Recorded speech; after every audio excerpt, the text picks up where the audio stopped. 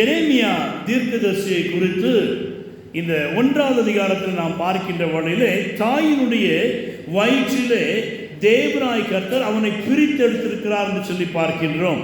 தேவனுடைய பிள்ளைகளே, நாம் ஒவ்வொருவரையும் நம்முடைய தாயின் வயிற்றிலே இருந்து தேவன் ஒருவர் தான் பிரித்து எடுக்கின்றார். ஏனென்றால் அநேக குழந்தைகள் உருவாகிறது. கிட்டத்தட்ட 5 மில்லியன் செல்ஸ், 5 மில்லியனுக்கு அதிகமான செல்ஸ் ஆனது அங்கு ஒன்றோடு ஒன்று சண்டை போட்டுக் கொள்கிறதா.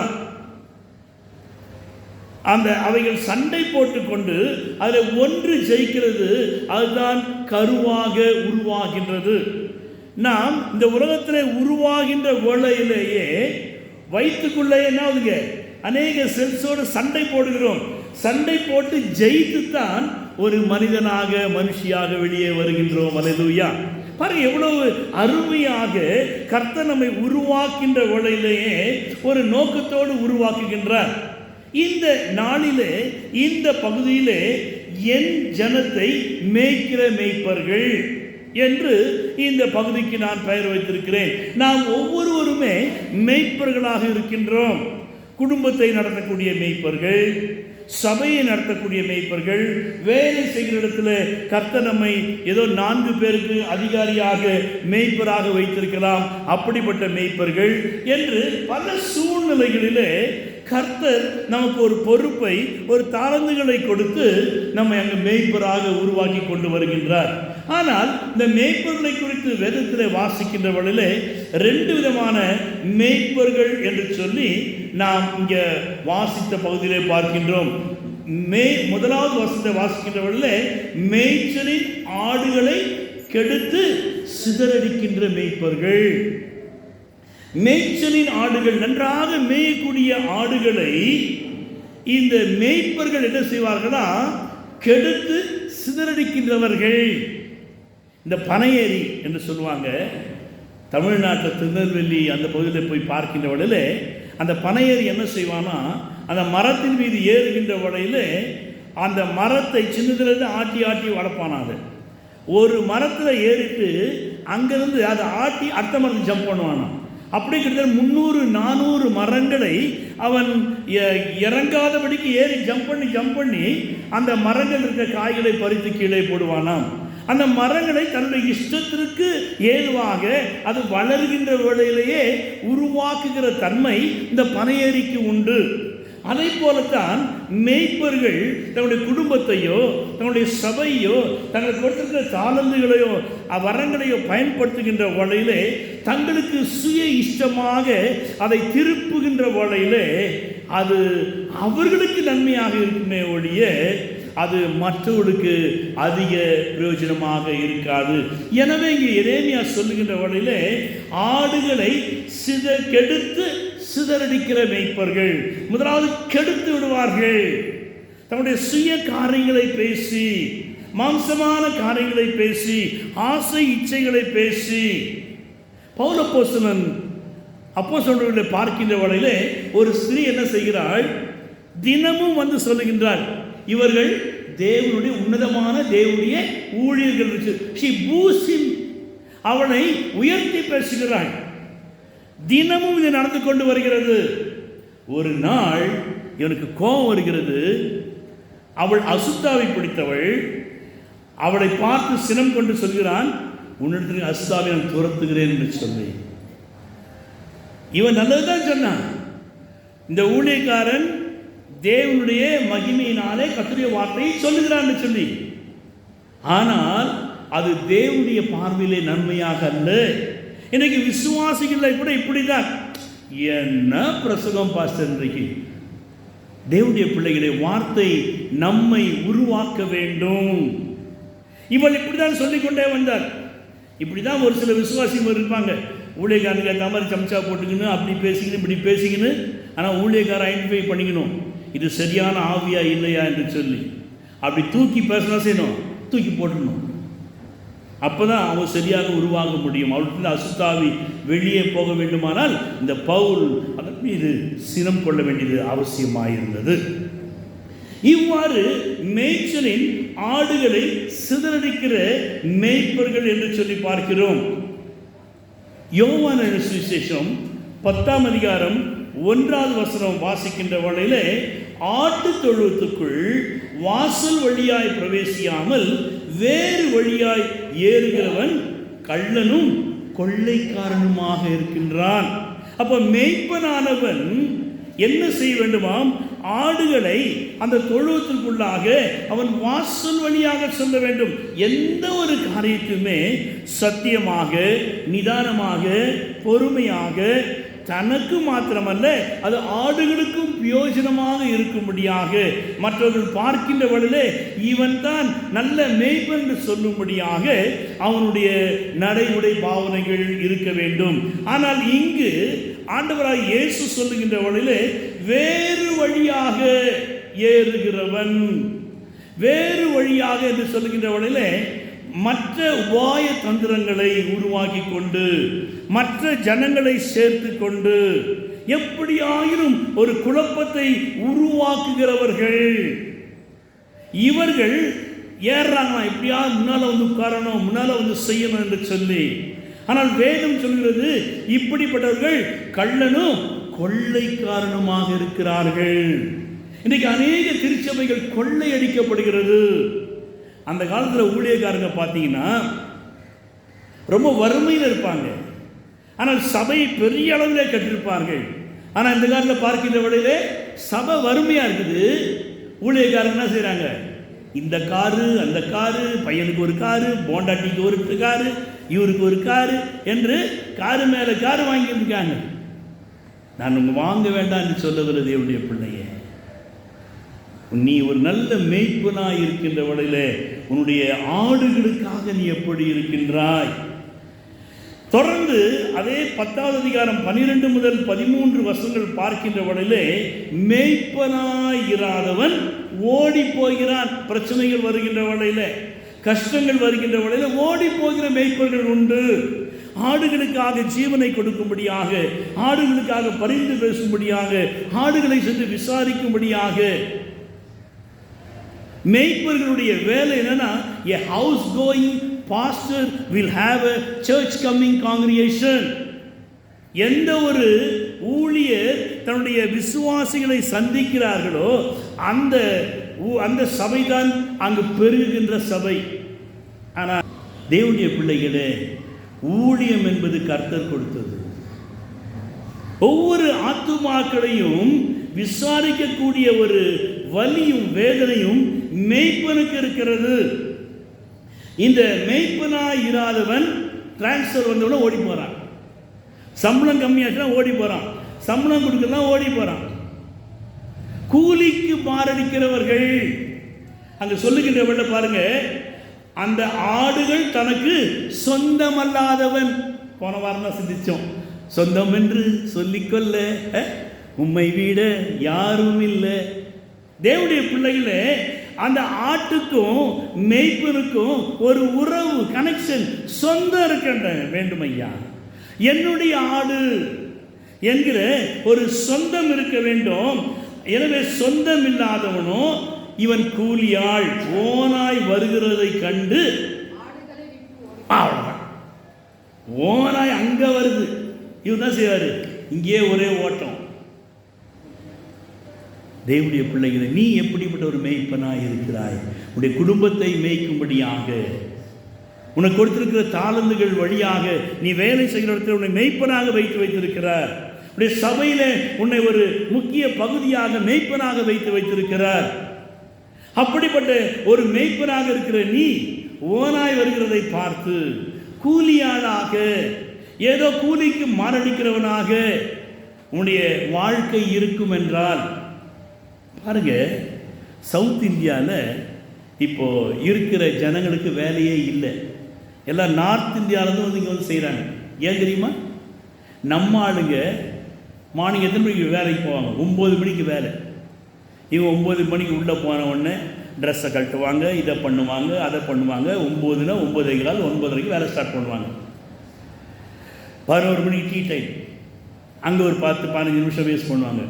மத்தியானம் 1 மணிக்கு சாப்பாடு, 2 மணி வரைக்கும் ஹாயாக இருப்பாங்க. மறுபடியும் 5 மணிக்கு தான் செய்வாங்க, டக்குன்னு கை கழுவிட்டு வந்துன்னே இருப்பான். ஆனால் இப்போ நார்த் இந்தியாவிலேருந்து இறக்குறாங்க பாருங்க, அவன் 9 மணிக்கு 8 மணிக்கு வந்து நிற்பான். அவனுக்கு சம்பளம் கம்மி, அவனுக்கு ரெஸ்டே தேவையில்லை. 5 மணியில் அந்த வேலையை முடிச்சுட்டு போகிற சாருவான் அவன். காரணம் என்ன? அவன் எப்படியாயும் ஜனங்கள் மத்தியிலே தனக்கு ஒரு சுதந்திர இடம் வேண்டும் என்று சொல்லி அவன் தன்னையே அர்ப்பணிக்கின்றான். மேய்ப்பனானவன் தன்னையே அர்ப்பணிக்கிறவனாக இருக்க வேண்டும். நீ எப்படிப்பட்ட மேய்ப்பனாக இருக்கிறாய்? நீ வேலை செய்கிற இடத்துல தன் வேலையிலே ஜாக்கிரதையாக இருக்கிறவனை கண்டால் அவன் நீசருக்கு முன்பாக இல்லாமல் ராஜாக்களுக்கு முன்பாக இருக்கிறான். நீதிமொழி 23வது அதிகாரம் கடைசி வசனத்தை வாசிக்கிறோம். தேவனுடைய பிள்ளையே, நீ ஒரு நல்ல மேய்ப்பனாக இருக்க வேண்டும். நீ கூலி ஆளாக ஆடுகளை கெடுத்து சிதறடிக்கிறவனாக உட்காந்து பேசினே இருப்பாங்க. ஊர் கதை, வீண் கதை. அந்த ஆஃபீஸர் வரணும்னா அப்போ தான் வேலை செய்கிற மாதிரி ஆக்டிங் பண்ணுறது.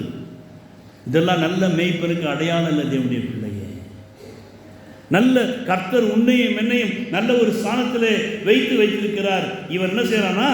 ஆடுகளுக்காக கவலைப்படான். ராத்திரிலாம் உட்காந்து இந்த மேய்ப்பன செய்வான், தன்னுடைய ஆடுகளுக்காக கவலைப்படணும். நீங்க ராத்திரியில் உங்களுடைய பிள்ளைகளுக்காக, உங்க மனைவிக்காக, உங்க புருஷனுக்காக, உங்களுடைய பிள்ளைகளுக்காக, நீங்க வேலை செய்கிற இடங்களுக்காக நீங்க என்ன செய்யணும்? கவலைப்படணும்.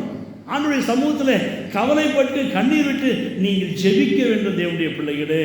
ஏனென்றால் நாம் ஆடுகளை கெடுத்து சிதறடிக்கிற மேய்ப்பர்களாக நாம் ஒரு நாளும் இருக்கக்கூடாது.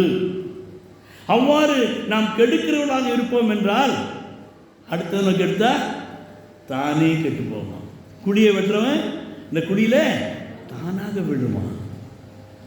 ஒருவன் தேவனுடைய ஆலயத்தை கெடுத்தால் வசனம் சொல்லுது, தேவன் அவனை கெடுப்பார். நீங்களே தேவனுடைய ஆலயமாக இருக்கிறீர்கள். அப்போ தேவனுடைய பிள்ளைகளே, நாம் ஒரு நல்ல மேய்ப்பனாக, நல்ல ஒரு தகப்பனாக, நல்ல ஒரு தாயாக நம்முடைய பிள்ளைகளை நல்ல விதத்தில் மேய்க்கிறவர்களாக இருக்க வேண்டும் என்று கர்த்தர் விரும்புகிறார். அவர் உன்னை புல்லுள்ள இடங்களில் மேய்த்து, ஆமா, ஏன் அமர்ந்த தண்ணீரில் கொண்டு விடுகிறார்? ஏற்கனவே நம்ம சிந்திச்சிருக்கோம், ஆடு ஓடுற தண்ணியில தண்ணி குடிக்காது. ஸ்டாக்னிங் வாட்டர், தங்கி இருக்கிற இடத்துல தான். அதை போல தேவனுடைய பிள்ளைகளை நாமும் வந்து தேவனுடைய ஆலயத்துக்கு போவோம் வாருங்கள் என்று சொன்ன பொழுது நான் மகிழ்ச்சியாக இருந்தேன். மன மகிழ்ச்சி நல்ல ஔஷதம். தேவனுடைய சமூகத்தில் வந்து நீங்கள் அமர்ந்திருந்து நானே தேவன் என்று அறிந்து கொள்ளுங்கள். ஜாதிகளுக்குள்ளே உயர்ந்திருப்பேன், பூமியிலே உயர்ந்திருப்பேன், செயல் கர்த்தர் நம்மோடு இருக்கிறார்.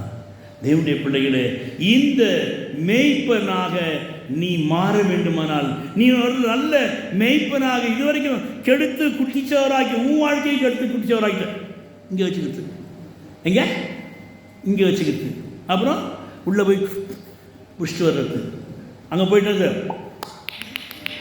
ஆமாம், கிறிஸ்மஸ்க்கு நியூ இயர்க்கு ஒரு நாள் தானையா, பெரிய கப்பலை கட்டு ஒரே ஒரு சின்ன ஓட்டை போட்டு என்ன செய்யும்? அவ்வளோதான். ஒரு நாள் வாழ்வை, சிற்றன்பத்தின் வாழ்வை ஒரு நாள் என்று எண்ணி உன் ஆத்மாவை இழந்து போவாய். தேவனுடைய பிள்ளையே, கர்த்தர் உன்னையும் என்னையும் நல் மேய்ப்பனாக பார்க்கின்றார். கெடுத்து உன்னுடைய வாழ்க்கையை நீ கெடுத்து குட்டிச்சவராக்காத. நீ தான் கெடுத்து கெடுக்கிற, மற்றவங்களையும் கெடுக்காத. அதான் சொல்லுவான் இந்தியில், மர்னேக்கு ஜாக துபி அக்கேலா ஜா, சாவு போறியா தனியாக போய் சாவு, ஏன் மற்றவங்க எடுத்துகிட்டு போகிற? தேவனுடைய பிள்ளைகளே, கர்த்தர் உன்னையும் என்னையும் நல்ல மேய்ப்பனாக பார்க்கின்றார். ஆமென்.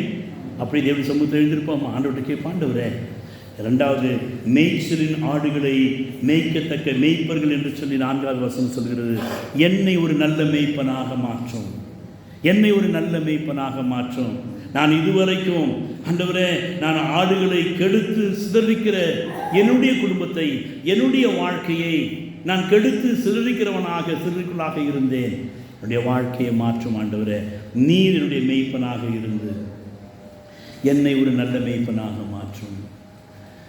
தேவ பிதா எந்தன் மேய்ப்பனலோ, சிறுமை தாட்சிய தையிலனே. தேவ பிதா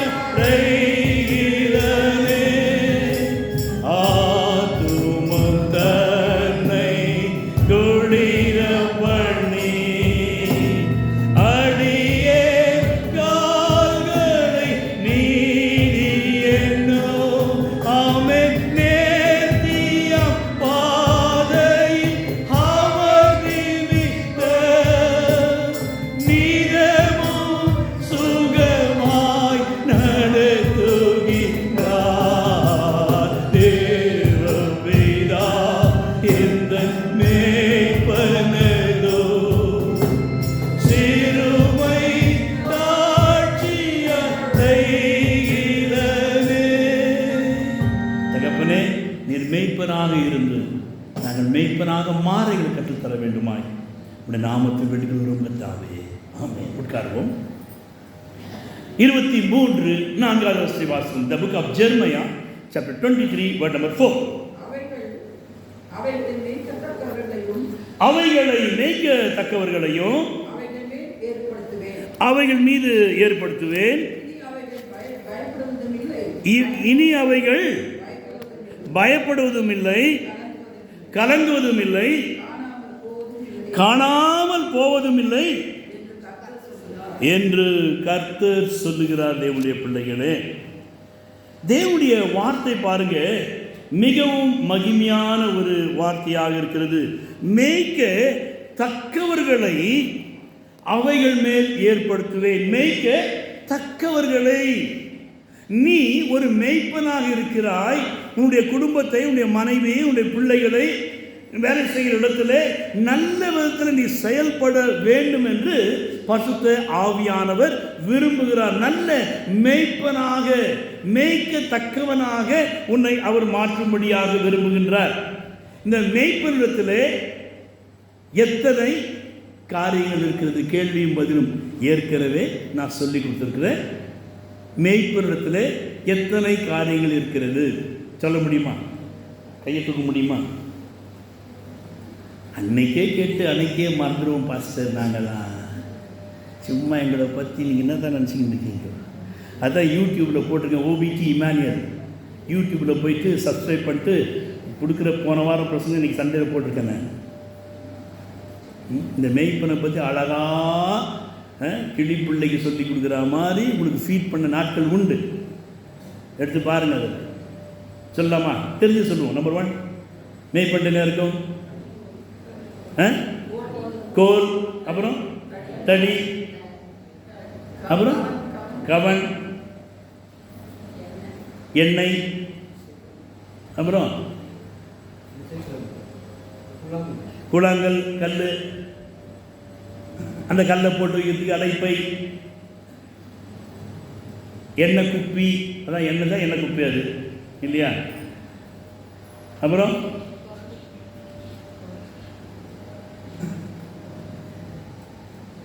இசைக்கருவி, மியூசிக் இன்ஸ்ட்ருமெண்ட், சுரமண்டலம் வச்சுருந்தாங்களா? கோல் சொல்லுங்க. கோல், தடி, கவன், அடைப்பை, கற்கள், எண்ணெய் குப்பி, இசைக்கருவி. 7 காரியங்கள் அவனுடைய கரத்தில் இருக்கிறது. ஒரு மேய்ப்பன் என்றால் Monday to Sunday, Monday to Sunday உங்களுக்கு சரியான விதத்தில் நடத்துகிறவனாக இருக்க வேண்டும். அந்த மேய்ப்பனிடத்தில் இந்த 7 காரியங்கள் இருக்க வேண்டும். கோல் என்றால் ஆளுகை, கவனி. ஒரு மேய்ப்பன் சபையை மேய்க்க வேண்டுமானால் அந்த மேய்ப்பனுக்கு கீழே ஆத்துமாக்கள் இருக்கணும். மீதி ஃபைனான்சியல் அது இதெல்லாம் இந்த இங்கே இருக்க கமிட்டி பார்க்கணும். அதுக்கு எங்களுக்கு சம்பந்தம் இல்லை. எங்கள் வேலை என்ன வேலை?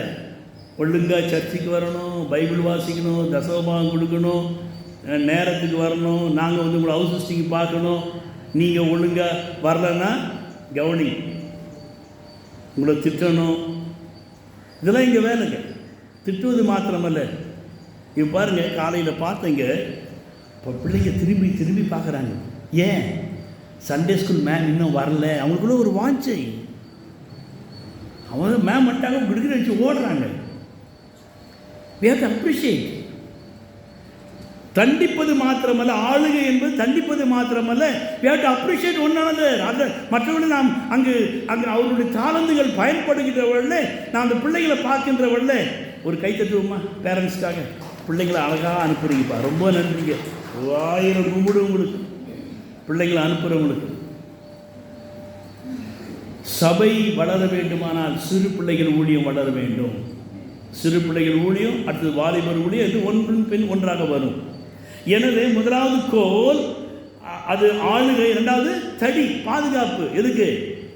அந்த தடியில் மேலே ஒரு பூன் போட்டிருப்பானாம். அதில் பித்தளையில் எல்லாம் வெள்ளியிலலாம் இரும்புல இருக்கும். அதை எடுத்து அடித்தானா அந்த மிருகங்கள், வருகின்ற மிருகங்களுக்கு நெற்றியில் கரெக்டாக படுமா. அதற்காக பாதுகாப்புக்காக தடியை வைத்திருப்பான். கோலில் என்ன செய்வான், மேலே இருக்க களை இதெல்லாம் பறித்து தானும் சாப்பிடுவான். இலைகளை ஆடுகளுக்கு போடுவான். அப்புறம் அடைப்பை என்பது பேங்க் பேலன்ஸ். எத்தனை பேருக்கு பேங்க் இருக்குது, பேங்க் அக்கௌண்ட் இருக்குது? கை தூக்குங்க. பேலன்ஸ் இருக்கணும், அது அங்கே முக்கியம். அதில் பேலன்ஸ் இருக்கணும். வெறும் பேங்க்கில் இருந்துட்டு இப்போ நீங்கள் பேலன்ஸ் வைக்கலாம் பிடிச்சிடுறான் காசை. மோடி ஐயா ரெடியாக இருக்க, 2000 ரூபாய் குறைஞ்சது இருக்கணும். தேவனுடைய பிள்ளைகள் எப்போவுமே சேர்த்து வைக்கணும். ஆமென். ஆமாம். இங்கேயே நீங்கள் சேர்த்து வைக்கலாம். பரலோகத்தில் போனால் சேர்க்க போகிறீங்க. இங்கேயே பிச்சைக்காரராக இருந்த வாடகையும் கடன் தொலைன்னு இருந்தால் அங்கே போய் நம்ம என்ன செய்ய முடியாதுங்க, வாழ முடியாது. கடன்காரர்களுக்கும் பிச்சைக்காரர்களுக்கும் அங்கே இடம் இல்லை. ஏன்? அவர் நம்ம ஐஸ்வர்ய சம்பளராக்கும்படியாக அவர் தரித்திரரானாரே. கடந்து போகட்டும், அடுத்த பகுதி அது. எனவே அங்கே பாதுகாப்பு. அதுக்கப்புறம் கவன் என்பது அந்த கேன்வாஸ் உண்டிகோல், ஒரு நோக்கமாக ஒரு விஷனாக கரெக்டாக குறி பார்த்து அடிப்பது. உங்களுக்கு ஒரு குறி வேணும். எந்த ஒரு காரியத்தையும் செய்கின்றவர்கள உங்களுக்கு ஒரு குறி வேண்டும் தேவனுடைய பிள்ளைகளே. அப்படி கவன் நோக்கம் இருக்க வேண்டும். அடைப்பை என்பது சேர்ப்பது. கற்கள் என்பது வாக்கு தத்துவம். வேதத்தில் அநேக வாக்கு தத்துவங்கள் இருக்குது. எடுத்து ஒவ்வொரு வாக்கு தத்துவமாக வாசித்து மனப்பாடம் செய்து ஆண்டவர்கிட்ட கேளுங்க. கர்த்தர் அதைத்தான் முன்னிலே என்னிலே எதிர்பார்க்கிறார். என்ன குப்பி எதுக்கு? அபிஷேகம். ஆடுகளுக்கு எப்படி அபிஷேகம் பண்ணுவான் சொல்ல முடியுமா? ராத்திரியில் இந்த ஆடுகளை தன்னுடைய தொழுவத்தில் கொண்டு வருகின்ற வேளையில் ஒவ்வொரு ஆட்டுக்கும் இந்த தலைப்பகுதியில் ஒரு குழி இருக்கும். அந்த குழியில் என்ன செய்வான்? இந்த ஒலிவ எண்ணெயை ஊற்றுவான். ஊற்றி இரவெல்லாம் அந்த எண்ணெய் அதில் ஊறுகின்ற வேளையில் பகலிலே விஷமுட்கள் அங்கு ஜந்துக்கள் கடித்திருக்கும் என்றால் அந்த விஷங்களை இந்த ஒலிவ எண்ணெயானது முறித்து விடுகிறதாம். அதை போல நல்ல ஒரு மேய்ப்பன் இரவிலே அபிஷேகத்தினாலே தன்னுடைய பிள்ளைகளுக்காக, தன்னுடைய சபைக்காக, தன்னுடைய குடும்பத்திற்காக அவன் ஜெபிக்கிறவனாக இருக்க வேண்டும். அந்த ஒரு ஜெபமானது, அந்த அபிஷேக தைலமானது அங்கு ஊற்றப்படுகின்ற வேளையிலே இரவிலே எல்லாம் முறிக்கப்படும். தேவனுடைய பிள்ளைகளே, எல்லா விதமான அசுத்தமான காரியங்களும், கடன் தொல்லைகளும், பிரச்சனைகளையும், வியாதி சம்பந்தமான காரியங்களையும், விஷ சம்பந்தமான காரியங்களையும், உடைய மனதை மனமடிவாக்குகின்ற பேச்சுகளும், உங்களுக்குள்ளாக பிரிவினை உருவாக்குகிற காரியங்களும் ஒரு மேய்ப்பன் இரவிலே ஜெபிக்கின்ற வேளையிலே அபிஷேகத்தை அந்த ஆடுகள் மீது ஊற்றுகின்ற வேளையிலே அந்த அபிஷேகமானது நமக்குள்ளாக இருக்கின்ற எல்லா காரியங்களையும், பிரியமில்லாத காரியங்களையும் அது முறித்து விடுகிறதாக இருக்கிறது. இசைக்கருவி 7ஆவதாக. நிறைய பேர் என்ன சொல்லுவாங்க, எனக்கு எந்த வரமும் இல்லை. ஏற்கனவே சொன்னதுதான், பாடுற வரம் இல்லையா? என்ன வரம் இல்லையா சொல்லுங்க. யார் யாருக்கு பாடுற வரம் இல்லை கை தூக்குங்க. Very good, very good. அங்கே சின்ன குட்டி அழகாக கை தூக்குச்சு. எல்லாருக்கும் பாடுற வரம் உண்டு. எல்லாருக்கும். ஆமாம். நீ சுதியோட பாடாத, சுதி இல்லாமல் பாடாத, நோ ப்ராப்ளம். பாட தெரியாதவங்களுக்கு முன் உதாரணம் எது? இப்போ தானே சொல்லி கொடுத்தேன். போன வாரமும் அதுக்கு முந்தின வாரமும் சொல்லி கொடுத்தேன். ஒரு வீட்டில் இல்லை, கழுதை போல அந்த கழுதை பிடிக்குது. சத்தம் எப்படியா இருந்தாலும் சத்தமாக கத்துமா. அதுபோல தான் தேவனுடைய பிள்ளைகளை நீங்கள் என்ன செய்யணும்? குரல் இனிமையாக இருக்கட்டும், இனிமை இல்லாமல் இருக்கட்டும், பாடணும். அது ஒரு இசை. தேவனை நாம் துதிக்க வேண்டும். துதி சத்தத்தால் உள்ளம் நிறைந்தால் தூயருடைய பலன் கிடைக்கும். குஜராத்தில் மொராஜி தேசாய் பீரியடில் அப்போது ஞாயிற்றுக்கிழமை லீவு கிடையாது. 6 மாதம் ஞாயிற்றுக்கிழமை லீவு, 6 மாதம் வியாழக்கிழமை லீவு.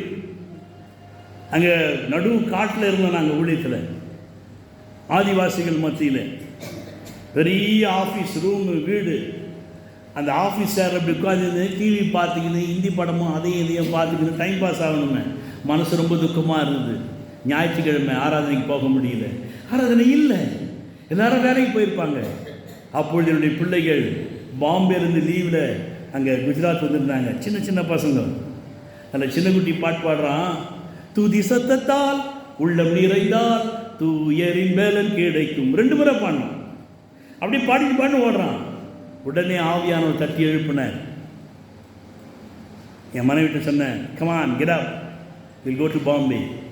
நம்முடைய ஆவிக்குரிய ஜீவன் வளராத இடத்தில் நாம் இருப்போம் என்றால் நம்முடைய ஆவிக்குரிய ஜீவன் கெட்டுப்போகும். என்னுடைய பிள்ளையே, நீ ஒரு நல்ல மேய்ப்பனாக இருக்கிறாய் என்றால் உனக்குள்ளாக அந்த அபிஷேக தைலமானது, அந்த இசையானது, அந்த வார்த்தையானது உன்னை உருவாக்க வேண்டும். Monday to Friday, Monday to Sunday, the daily protection, daily devotion, daily relationship with the Lord, இவைகள் நம் ஒவ்வொருவருக்கும் மிக அவசியமாக இருக்கிறது. தேவனுடைய பிள்ளைகளே, எபேசிய நிருபம் 4ஆம் அதிகாரம் 13வது வசனம் வாசிக்கின்ற பொழுது பாஸ்டர் பவுல் அப்போஸ்தலன் 5 விதமான ஊழியங்களை குறித்து அங்கு சொல்லுகிறதை பார்க்கிறோம். 5 folding ministries என்று சொல்வார்கள். நம் ஒவ்வொருவருக்கும் இவைகள் இருக்க வேண்டியது மிக அவசியமாக இருக்கிறது. வாசிப்போமா? 5, 12, 13. எபேசியர் அவர்களால் ஒளிப்பிடத்தில் செய்யப்படும் கிரியைகள் வாசிங்க. சொல்லுகிறதும் அவலட்சணமாக இருக்கிறதே, அவைகளெல்லாம் கடிந்து கொள்ளப்பட்டு வெளிச்சத்தினால் வெளியரங்கமாகும். வெளியரங்கமாகுவதெல்லாம் வெளிச்சமாகும். 4ஆம்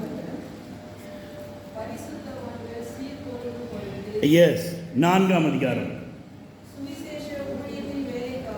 பரிசுத்தவான்கள் சீர் பொருந்தும் பொருட்டு. யாருங்க பரிசுத்தவான்கள்? நம்ம தான், சபையார் தான். ஆனால் அவங்களே தான் ஆகணுமா? சீர் பொருந்த வேண்டும். ஒரு மேய்ப்பன் வெறும் நம்ம வெள்ளையும் சொல்லையும் போட்டுக்கின்னு சோத்திரம் அலேலியா போட்டுக்கின்னு அந்நிய பாஷை பேசிக்கின்னு ஏதோ நம்ம இருக்கிறது பரிசுத்தவான் நினைக்காது. இந்த பரிசுத்தவான்களும் வேதம் சொல்லுறது சீர் பொருந்தும் பொருட்டு சுவிசேஷ ஊழியத்தின் வேலைக்காகவும். என்ன வேலை செய்யணும் நம்ம?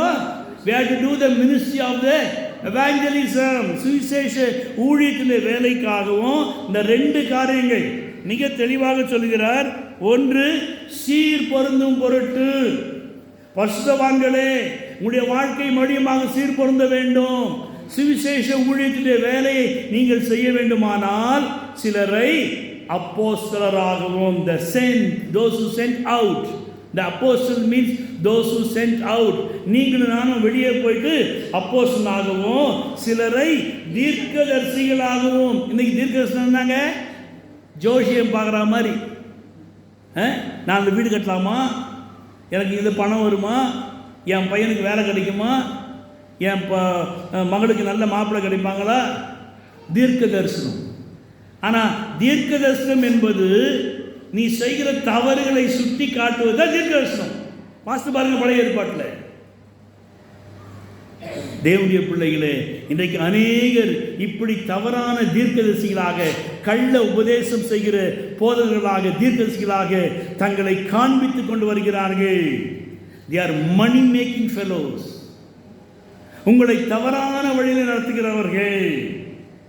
என்கிட்ட ஒரு சிஸ்டர் வருவாங்க. நான் தான் அவங்க ஞானஸ்தானம் கொடுத்தேன். நல்ல பெரிய பணக்காரி தான். அவங்க சொல்லுவாங்க, என்னோட வயசில் பிறகு, தம்பியிலே உங்கள்கிட்ட வந்தால் நீ எப்போவுமே எனக்கு ஏற்ற தீர்க்கதரிசனத்துக்கு அர்த்தம் சொல்ல மாட்டேன். வேற ஒரு சிஸ்டர்கிட்ட போவாங்க. அவங்க வந்துட்டு அவங்களுக்கு ஏற்ற மாதிரி சொல்லுவாங்க. இவங்க தரிசனம் பார்த்துருப்பாங்க, சொப்பனம் பார்த்துருப்பாங்க, அதுக்கு ஏற்ற வண்ணமாக சொல்லுவாங்க.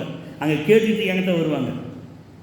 கர்த்தர் சொல்வதை மாத்திரம் நம்ம சொல்ல முடியும். தேவனுடைய பிள்ளை கடிந்து கொள்ளுகிற உபதேசம் ஞானிகளிடத்திலே தங்கும். தன் இஷ்டத்துக்கு விடப்பட்ட பிள்ளையை தன் தாய்க்கு வெட்கத்தை உண்டு பண்ணுகிறான். தீர்க்க தரிசனம் என்பது கடிந்து கொள்கிற உபதேசம். நீ நன்றாக இருக்க வேண்டும் என்றால் கர்த்தரை தேட வேண்டும். தீர்க்கதரிசிகளும் சிலரை சுவிசேஷகராகவும் மேய்ப்பராகவும். ஆமாம், போதகர் சிங்குலர் டிஜிட்டில் சொல்கிறார். மேய்ப்பர் வேறு, போதகர் வேறு. போதிக்கிறவர், the pastoral ministry. தேவனுடைய பிள்ளைகளே, இவைகள் அனைத்தும் நீ ஒரு நல்ல ஒரு மெய்ப்பனாக இருக்கின்ற பிள்ளை. 5 காரியங்கள் நம் ஒவ்வொருவருக்கும் தேவையாக இருக்கிறது. நம் ஒவ்வொருக்கும் அது தேவையாக இருக்கிறது. தேவனுடைய பிள்ளைகள், அந்த மெய்ப்பன் என்ன செய்கிறானா? தப்புவிக்கிறானா. நான் என்ன செய்யணும்? நம்ம ஒவ்வொரு என்ன செய்யணும்? மற்றவர்களை தப்புவிக்க வேண்டும், நம்முடைய குடும்பத்தை தப்புவிக்க வேண்டும், நம்மை நாமே தப்புவித்துக் கொள்ள வேண்டியது மிக அவசியமாக இருக்கிறது. இந்த மெய்ப்பன் என்ன செய்கிறானா? ஆமோஸ் 3ஆம் அதிகாரம் 12வது வசனம் வாசிக்கின்ற வேளையிலே அங்கு ஆமோஸ் தீர்க்கதரிசி இப்படியாக சொல்கிறார், ஒரு மெய்ப்பன் 2 கால்களையாவது ஒரு காதின் துண்டையாவது சிங்கத்தின் வாயிலிருந்து பிடுங்கி தப்புவிப்பார் போல் சமாரியாவில் குடியிருக்கிற இஸ்ரவேல் புத்திரர் ஒரு படுக்கையின் மூலையிலிருந்து என்ன செய்றாங்க? அவங்க எங்க இருக்காங்க? படுக்கையில். இஸ்ரவேல் புத்திரர் எங்க இருக்காங்க? படுக்கையின் மூலையிலிருந்து ஒரு மஞ்சத்தின் மேலிருந்து தப்புவிக்கப்படுவார்கள். நல்ல சுகபோகமாக வாழணும். ஞாயிற்றுக்கிழமான சபைக்கெல்லாம் வர்றதுலாம் இல்லை. சுகபோகமாக வாழ்கிறவள் உயிரோடு செத்தவள் என்று வாசிக்கிறோம். தேவனுடைய பிள்ளைகளே, ஒரு மேய்ப்பன் 2 கால்களையாவது ஒரு காலின் துண்டையாவது இந்த சிங்கத்தினுடைய வாயிலிருந்து பிடுங்குகின்றானாம்.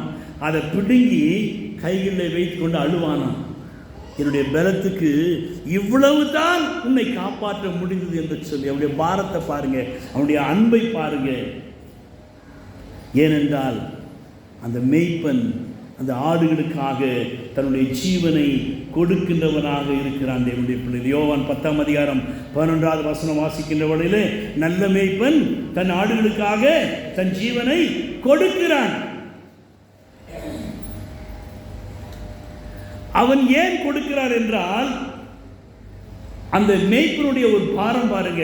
ஆதியாகமம் 33ஆம் அதிகாரம் 14ஆம் வசனம் வாசிக்கின்ற வேளையிலே அங்கு யாக்கோபும் ஏசாவும் ஒருவரை ஒருவர் சந்திக்கிறார்கள்.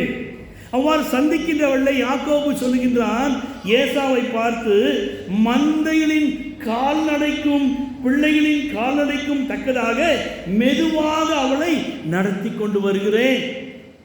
ஒரு நல்ல மேய்ப்பன் தன்னுடைய ஆடுகளை மெதுவாக நடத்த வேண்டும், அவளுக்கு ஏற்ற வண்ணமாக நடத்த வேண்டும். அங்கு சிறு பிள்ளைகள் உண்டு, அங்கு வியாதி உள்ளவர்கள் உண்டு, அங்கு வயதானவர்கள் உண்டு, அங்கு படுக்கையில் ஆடி கட்டுக்கொண்டிருக்கிற சோம்பேறித்தனம் உள்ளவர்களும் உண்டு.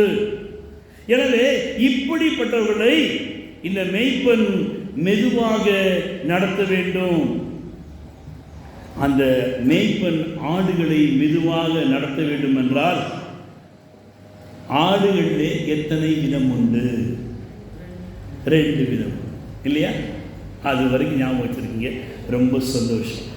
மேய்ப்பனை போல தமது மந்தையை அவர் மேய்க்கின்றவராக இருக்கிறாராம். எடுத்து வாசிப்போம். ஏசாயா 40வது அதிகாரம் 11வது வசனம். Book of Isaiah chapter 40 verse number 11. 40:11.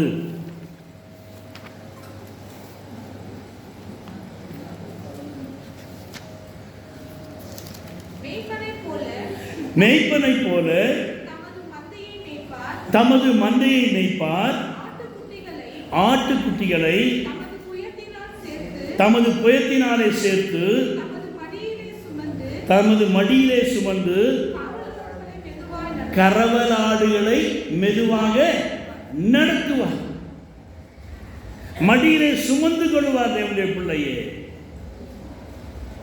கறவலாடுகளை மெதுவாக நடத்துகிற மேய்ப்பன்.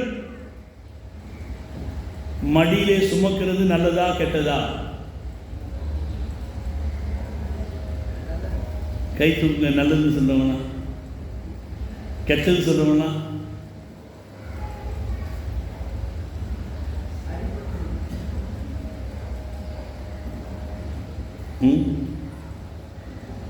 அன்னைக்கு மெசேஜ் கேட்டு அன்னைக்கு மறந்துட வேண்டியதுதான் இல்லையா? அந்த ஒரு மேய்ப்பன் ஆடை இருக்கா, சொன்னா அந்த ஆடுக்கு என்ன கிடைச்சது? மறுபடியும் சொல்கிறேன், என்ன செய்யறது? 10 முறை சொன்னால் கூட நமக்கு ஏறணும்.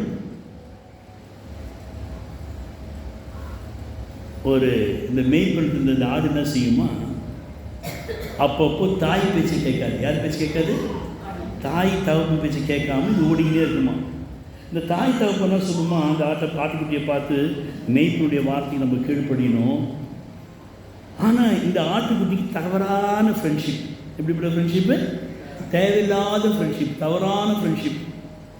அந்த ஆட்டுக்குட்டிக்கும் ஒரு எருமை மாட்டுக்கும் ஃப்ரெண்ட்ஷிப். யாருக்கும்? ஆட்டுக்குட்டிக்கும் எருமை மாட்டுக்கும் ஃப்ரெண்ட்ஷிப். எருமை மாடு சொல்லிச்சான், காட்டில் போகலாம், அங்கே நிறைய கிடைக்கும், அங்கே சாப்பிட்லாம் வான்னு சொல்லிட்டு. இந்த ஆட்டுக்குட்டி என்ன செஞ்சிருச்சு, இப்படி தான் அடிக்கடி ஓடிடும். ஒரு முறை பண்ணி கூட போச்சு, அது தெரியும் உங்களுக்குன்னு நினைக்கிறேன். இப்போது மறுபடியும் இது எருமை மாடோட போயிடுச்சு, காட்டில் போயிடுச்சு. காட்டில் போயிட்டு அங்கே உட்காந்து தேடி கொண்டு சாப்பிட்டுட்டே இருக்கிற நேரத்தில் அந்த எருமாட்டை செஞ்சு ஒரு முள்ளு புதரில் உள்ளே பூந்து அங்கே இருக்க பழங்களாம் பறித்து சாப்பிட்டுச்சான். இந்த ஆட்டுக்குட்டியும் பின்னால் ஓடி போச்சு, எருமை வெளில வந்துச்சு, ஆட்டுக்குட்டிங்க மாட்டிச்சு, புதரில் மாட்டிச்சு. அந்த மேய்ப்பன் என்ன செய்கிறான், அதை தேடிக்கொண்டு வருகிறான். அதை தேடிக்கொண்டு வருகிறான். தேவனுடைய பிள்ளையே சத்தம் போட்டோமா சத்தம் போட்டுனே வரான். அதனுடைய சத்தத்தை கேட்கிறான். நமக்கு என்ன வரும் அது பார்த்த உடனே? அறிவு இருக்குதா, நீ கீழ்ப்படியா, என்ன செய்வோம், உடனே குச்சி எடுத்து அடிக்கணும் பார்ப்போம். அந்த ஆடு செய்ய பயந்து போயிட்டு அப்படியே போயிட்டு பள்ளத்தாக்கில் குடியில் போய் விழுந்துடும். ஆனால் இந்த நல்ல மேய்ப்பர் என்ன செய்கிறான், அந்த ஆட்டுக்காக அங்கேயே ஒரு குடிசை போட்டுட்டு அவன் உட்கார்ந்து கொள்வான். 3 நாள் 4 நாட்கள் அந்த ஆட்டோடு குட்டியோடு அவன் உட்கார்ந்து கொண்டு அதுகிட்ட பேசிக்கொண்டே வருவான், சத்தம் கொடுத்துட்டே வருவான். முதல் நாள் இவன் சத்தம் கொடுக்க, அது சத்தம் கொடுக்க, ராத்திரியும் பகலுமாக. 2வது நாள் சத்தம் கம்மியாகும், 3வது நாள் சத்தம் கம்மியாகும், 4வது நாள் ஆட்டுக்குட்டிக்கு சுத்தமாக சத்தம் இருக்காது. ஏன்? பசி, தண்ணீர், தாகம், மயக்கம், அப்படியே மயங்கி கிடக்கும். இவன் என்ன செய்வான், மெல்லமாக உள்ளே சென்று அந்த ஆட்டுக்குட்டியை அப்படியே தூக்கிட்டு வந்து வீட்டுக்கு கொண்டு வந்து அதுக்கு மருந்தெல்லாம் போட்டுட்டு அதை ரெடி பண்ணி வயிறு நிறைய கொடுத்துட்டு அந்த கோல் என்ன செய்வான், டக் டக்குன்னு 2 காலை உடச்சிடுவான். உடச்சிட்டு நம்ம போலீஸ்கார மாதிரி மாவு கட்டு போட்டு விட்டுருவான். அதுதான் தூக்கி வச்சுருந்தோமா. ஏன்? தன் இஷ்டத்திற்கு ஓடுகிற ஒரு வாழ்க்கை. இன்றைக்கு அநேகருடைய வாழ்க்கை ஏன் ஆண்டவர் கண்டிக்கிறார், தண்டிக்கிறார், அடிக்கிறாரு? ஏன் உடைய வாழ்க்கையில் சாபங்கள், வருமானத்தில் ஆசீர்வாதம் இல்லை? தேவனை தேடுகிற உணர்வுள்ளவன் உண்டோ என்று சொல்லி அவர் பரலத்திலிருந்து பார்க்கிறாராம், ஒருவனையும் காணவில்லை. தேவனுடைய பிள்ளைகளே, தேவனை தேடுகளுக்கோ சொல்லுங்க, அப்புறம் ஒரு நன்மையும் அம்மா, அவ்வளவுதான். Seek the kingdom of God first. அவரை தேடுங்கள், ஒரு நன்மையும் குறைவுபடாது. ஆனால் இந்த நல்ல மேய்ப்பன் என்ன செய்யறான் பாருங்க, அவன் அந்த ஆட்டுக்குட்டியை தன்னுடைய புயத்திலே சேர்த்து கொள்கிறான். தேவனுடைய பிள்ளைகளே, அந்த ஆட்டுக்குட்டிகளை தமது புயத்திலே சேர்த்து தமது மடியிலே சுமந்து கறவல் ஆடுகளை மெதுவாக நடத்துகிறான். கீழ்ப்படினா அடிக்கிறான், காலை உடைக்கிறான், மருந்து போடுறான், கட்டு கட்டுறான், சுமந்து கொள்றான். இந்த ஆடு அதுதான் இயேசு கிறிஸ்து கையில் வச்சிருக்காரு பாருங்க, கீழ்ப்படியாத ஆடு. பண்ணி கூட போன கதை ஞாபகம் இருக்குதா? இப்போ ஞாபகம் வந்துச்சா? அப்பா ஒரு சிலருக்கு ஞாபகம் வந்துச்சு. எத்தனை பேருக்கு ஞாபகம் வரல? அடிக்கடி நம்ம என்ன செய்யணும், இந்த மாடு கத்திரமா செய்யும், வேக வேகமாக சாப்பிட்டுட்டு ஒரு வாரமாக அசை போடும். அதுபோல் ஞாயிற்றுக்கிழமை செய்தியை கேட்டுட்டு வீட்டில் போய் ஒரு வாரமெல்லாம் சரி நம்ம அசை போடணும், நம்ம அதை வெளியில் கொண்டு வரணும். அதுதான் யூடியூப்லாம் போடுறோம். எத்தனை பேர் இன்றைக்கு யூடியூப்ல இருந்தோம், இன்றைக்கி கூட கொடுத்துருந்த போகிற வாரம் செய்தியை சப்ஸ்கிரைபும் பண்ணுறது இல்லை, பார்க்கறதும் இல்லை, ஒன்றும் இல்லை. தேவனுடைய பிள்ளைகளே, இந்த ஆட்டு மேய்ப்பன் என்ன செய்கிறானா, இந்த ஆட்டை நல்ல மேய்ப்பனாக இருந்து மேய்க்கிறான். எத்தனை விதமான ஆடுகள்? இப்போ சொல்லுங்க, எத்தனை விதமான ஆடுகள் இருக்குது? சத்தமா சொல்லுங்க. 2. ஒன்று செம்மறி, இன்னொன்று வெள்ளாடு. செம்மறி ஆட்டுக்கறி நாத்த அடிக்கும், வெள்ளாட்டுக்கறி டேஸ்டாக இருக்கும். ஏன்? வெள்ளாடு இங்கேயும் அங்கேயும் அலைஞ்சி மேயும். ஒரு இடத்துல இங்கேருந்து பார்க்கணும், அங்கே பச்சையாக இருக்கும், அங்கே மேயும். அப்புறம் அங்கேருந்து இங்கே பார்க்க இங்கே பச்சையாக இருக்கும், இங்கே வரும். மறுபடியும் இப்படி இப்படி இப்படி மேய்ஞ்சி கடைசியில் யார்கிட்ட போய் மாட்டிக்கும்? கசாப் கடைக்காரன்ட்ட. யார்? மேய்க்கத்தகாத மேய்ப்பர்கள். உங்களை வெட்டி கூறு போட்டுருவான், உன் பணத்தெல்லாம் உறிஞ்சிடுவான், உன் குடும்பத்தை பிரிச்சிடுவான்.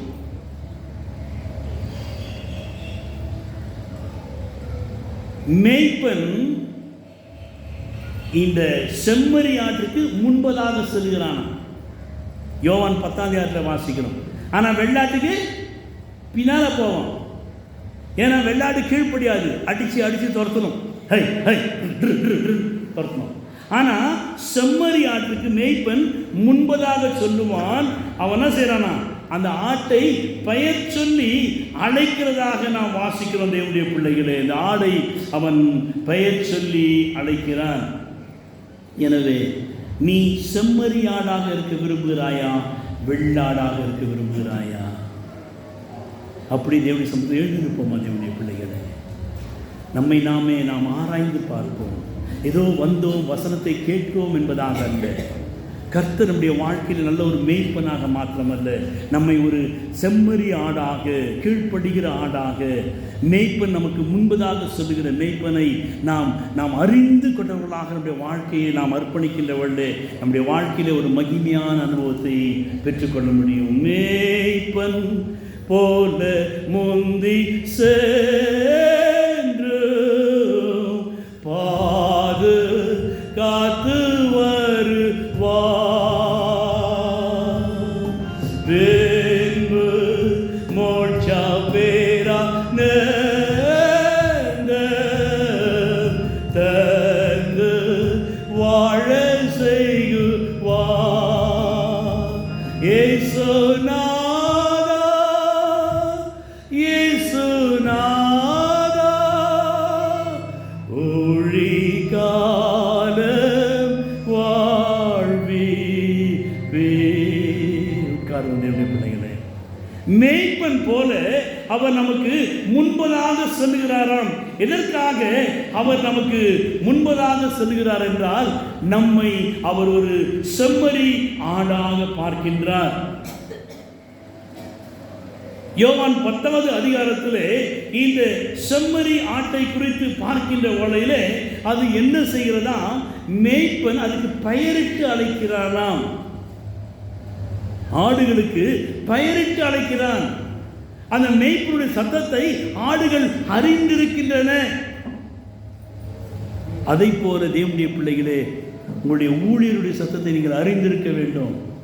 உங்களை திட்டுறாருன்னா, உங்களை 4 பேர் மத்தியில் பேசுகிறாருன்னா அது தவறாக எடுத்துக்கொள்ள வேண்டாம். பெரிய ஐஸ்வர்யவான் சகைவு 4 பேர் மத்தியில் சொன்ன, சகைவே பேரை சொல்லிட்டேன். எனவே சில நேரத்தில் டங் ஸ்லிப், என்ன ஸ்லிப்பு ஊழியக்காரருக்கும் உண்டு. ஏதாவது சொல்லிட்டாருன்னா, எங்கள் அப்பா தானே சொன்னார், என்னுடைய ஊழியர் தானே சொன்னார், எனக்காக ஜெபிக்கிறவர் தானே சொன்னார் என்று நீங்கள் அதை நன்மைக்கு ஏதுவாக எடுத்துக்கொள்ள வேண்டும். எனவே இந்த மேய்ப்பனானவன் இந்த செம்மறி ஆடை போல அந்த ஆடுகளை என்ன செய்யறானா, அவன் முந்தி செல்லுகின்றவல்ல, அந்த ஆடு பின்னாக செல்லுமா. மரண இருளின் பள்ளத்தாக்கில் நான் நடந்தாலும் பொல்லாப்புக்கு தேவரீர். ஆமா, மரண இருளின் பள்ளத்தாக்கு. இந்த மேய்ப்பன செய்வோம், முதல்ல ஜம்ப் பண்ணிக்கினே போவான். ஞாபகம் இருக்குதா? அந்த ஆடு என்ன செய்யுமா? அது மாதிரி ஜம்ப் பண்ணிட்டே வருமா. பள்ளத்தாக்கு, இங்கே ஒரு மலை, இங்கே ஒரு மலை, இடையில எத்தனையோ 1000 அடி இருக்கும். ஆனால் இந்த மேய்ப்பன் இங்கிருந்து குதித்து அந்த பக்கம் வருகின்றவள்ள அந்த ஆடுகளும் அதை போல குதித்து செல்லும். அடியில் இருக்கிற பள்ளத்தாக்கு, மரண பள்ளத்தாக்கு, அதற்கு கண்களுக்கு தெரியாது. உடைய பிள்ளையே, நீ ஒரு நல்ல மேய்ப்பன். உடைய பிள்ளைகளை, உடைய குடும்பத்தை நீ வசனத்தின் வழியாக, ஜெபத்தின் வழியாக, தேவனை தேடுகிற காரியங்கள் வழியாக, சபையுடைய ஐக்கியத்தின் வழியாக, சபையோடு இணைந்து நீ செயல்படுகின்றவள்ள, நீ எந்த மரண இருளின் பள்ளத்தாக்கில் நடந்தாலும் நீ எந்த பொல்லாப்புக்கும் பயப்பட வேண்டிய அவசியமே இல்லை. ஏனென்றால் தேவரு உன்னோடு என்னோடு கூட இருக்கிறார். தேவனுடைய பிள்ளைகளே, எனவே இவன் என்ன செய்கிறானா, இந்த ஆடுகள் அந்த மேய்ப்பனுடைய சத்தத்திற்கு கீழ்ப்படிந்து அவனுக்கு பின்னாலே செல்கிறது. இந்த ஆடுகள் 2 விதமான சத்தங்களை அறிந்து கொள்ளுமா. 1 சாமுவேல் 17ஆம் அதிகாரம் 20வது வசனம் வாசிக்கின்ற வகையில் அங்கு தாவீது என்ன செய்கிறான், அதிகாலையில் எழுந்து தன்னுடைய ஆடுகளை காவலாளி வசமாக விட்டான் என்று சொல்லி வாசிக்கின்றோம். ஆடுகளை வாசிக்கிறோம். தாவீது அதிகாலையில் எழுந்து ஆடுகளை காவலாளி வசமாய் விட்டு ஈசாய் தனக்கு கற்பித்தபடி எடுத்து கொண்டு போய் ரதங்கள் இருக்கிற இடத்தில் வந்தான். இங்கு என்ன வாசிக்கிறோம் என்றால், அதிகாலையிலே ஆடுகளை காவலாளி வசமாக விடுகின்றான். ஆடுகளுக்கு பாருங்க ஒரு தன்மை உண்டு. அதிகாலையிலே யாருடைய சத்தத்தை கேட்கிறதோ, யாருடைய முகத்தை பார்க்கிறதோ அவருடைய வார்த்தைக்கு கீழ்ப்படியும். இவன் என்ன செய்கிறான் என்றால், அதிகாலையிலே எழுந்து காவலாளி என்று சொல்லுகின்ற வழியிலே, இந்த காவலாளி எங்கே இருப்பானா, இந்த காட்டு பகுதியில் ஒருவருக்கு 1000 ஆடு இருக்கும், ஒருவருக்கு 500 ஆடு இருக்கும், ஒருவருக்கு 2000 ஆடு இருக்கும். இந்த ஆடுகளை எல்லாம் மொத்தமாக மேய்க்கிறவன் அந்த காவலாளி. இவன் என்ன செய்வானா, இந்த காவலாளியும் அங்கு இருப்பான், மேய்ப்பனும் இருப்பார்கள் அங்கு. இந்த காவலாளியின் இடத்துல இந்த மேய்ப்பன் அதிகாலையில் ஆடுகளை ஒப்பு கொடுக்கின்றான். மேய்ப்பனுடைய சத்தத்தையும் அறியும், காவலாளியுடைய சத்தத்தையும் அறியும். இந்த ஆடுகள் 2 சத்தத்தையும் அறிய வேண்டும். தேவனுடைய பிள்ளைகளே, என்னுடைய மேய்ப்பன் என்னோடு கூட இல்லை, என்னை காவலாளி வசமாய் விட்டு வைத்திருக்கிறான். சாயங்கால வேளையில் இந்த மேய்ப்பன் வந்து என்ன செய்வான், அந்த ஆடுகளை பெயர் சொல்கின்ற வேளையில் அந்த மேய்ப்பனை பார்த்த மாத்திரத்திலே ஆடுகள் எல்லாம் அந்த காவலாளிலிருந்து இவனை தேடி வந்துவிடும். அதை போலத்தான் பிதாவானவர் குமாரனாகிய கிறிஸ்துவை நமக்காக நல்ல மேய்ப்பனாக அனுப்பியிருக்கிறார். இந்த குமாரனான கிறிஸ்து தேற்றவாளனாக பரிசுத்த ஆவியை நமக்கு காவலாளியாக, உடைய சபையுடைய ஊழியனை உங்களுக்கு காவலாளியாக வைத்திருக்கிறார். பாஸ்டர்ஸ்லாம் நான் ஒரு பேர் வச்சிருக்கிறேன். எங்களுக்குலாம் என்ன பேர் தெரியுங்களா? நாய். என்ன பேருங்க? ஆமாம். நீங்கள் ஒரு பிஸ்கெட் போட்டிங்கன்னா சாவர வரைக்கும் நாங்கள் என்ன செய்வோம்? வாலாட்டுவோம். உங்களை யாராவது கடிக்க வந்தால் நாங்கள் என்ன செய்வோம்? பாதுகாப்போம். நாயுடைய வேலை அதுதான். ஒரு மேய்ப்பனாக நீ உடைய குடும்பத்தில் இருக்க வேண்டுமானால் you must be a talk. ஆனால் கண்ட்ரி டாகாக இருக்காது. கண்ட்ரி டாக் என்ன செய்யும்? கக்குறதே திரும்ப தின்னும். மெச்சூர் டாக்ஸ், நல்ல பிரீட்ஸ், கக்குறதை சாப்பிட.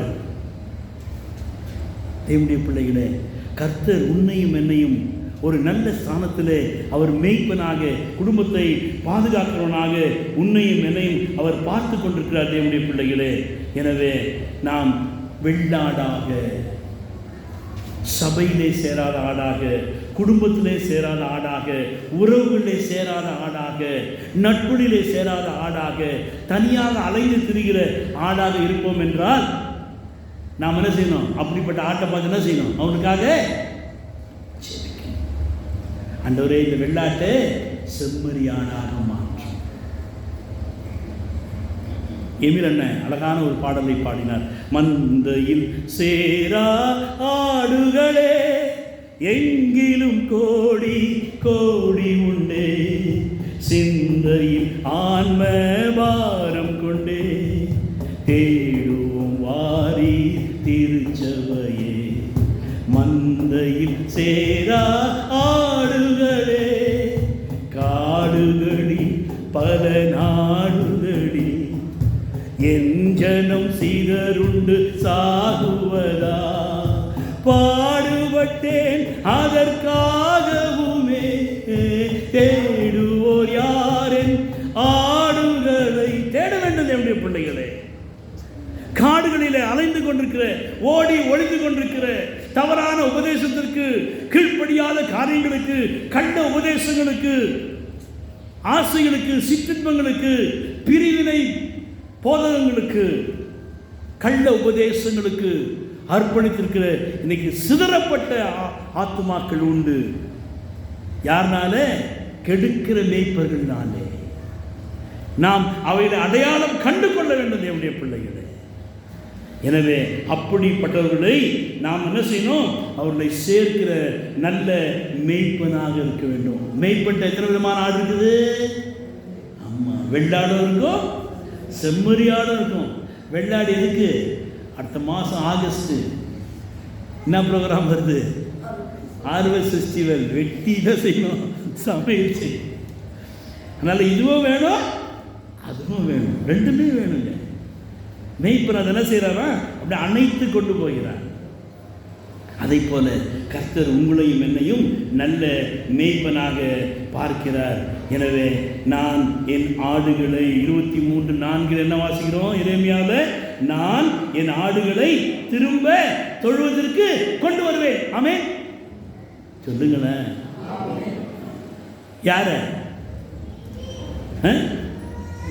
மீதியாயிருக்கும் ஆடுகளை 23:4 வாசிக்கிறோம். மீதியாயிருக்கும் ஆடுகள், அது தொழுவத்திலே சபையிலே இருக்கின்ற ஆடுகள். அப்புறம் மேய்ப்பராலே துரத்தப்பட்ட, கெடுத்து துரத்தப்பட்ட ஆடுகள். நீதிமொழிகள் 18 உள்ள வாசிக்கிறோம். பிரிந்து போகிறவன் தன் இச்சையின்படி செய்ய பார்க்கிறான்.